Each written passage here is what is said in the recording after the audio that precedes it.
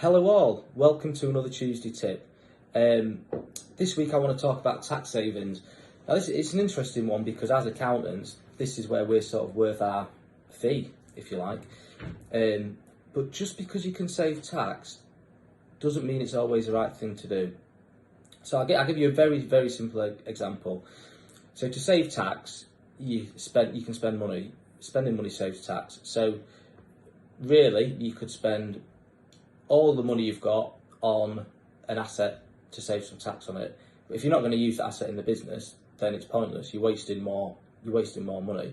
Although I've got some clients that just say, no, I just don't want to pay any tax whatsoever. But you understand what I'm saying. It's just a waste of money to have something sat there that's not going to be used in the business.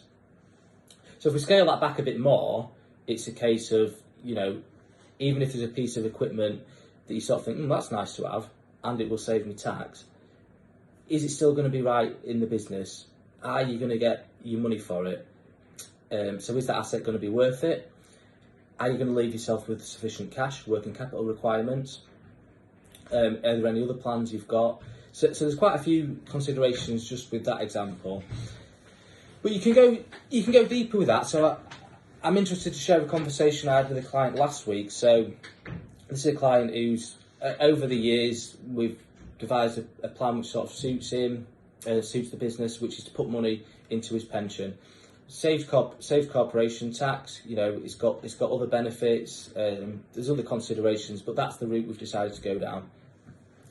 Now, this time he rang me and sort of said, look, got this money in the business, the plan to put it in the pension as always, but this year he said, I'm not sure. And now we've had previous conversations about where he lives, and he sort of admitted that he's downsized his property too early, so he's downsized, he's not quite got a bigger property what he used to have, and all his family live quite far away, quite spread across the country, so his kids, who've just got grandkids, so he says they can't visit as much as they like, they can't have the family get-togethers what they want, and I know that him and his wife a real interest is on getting a bigger house, so have them gatherings while the grandkids are still young.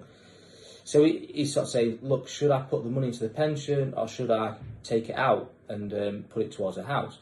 So I said, look, the tax advice is probably you put it into a pension, saving yourself 19% corporation tax, versus a dividend, what's going to cost you 7.5% tax, possibly more. But I said, the wider thing to that is it's the quality of life for you. You've been working in this business for a while.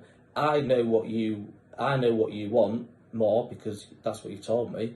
So I said, if I was you, my aim would be to get that bigger property, get the family over, especially while the grandkids are young, and have them gatherings, have that quality of life.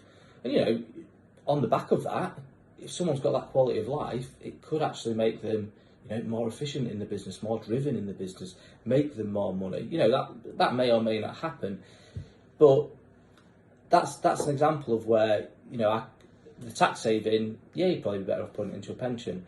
But really, when you look at your personal circumstances, a case of no, I think this would be better for you.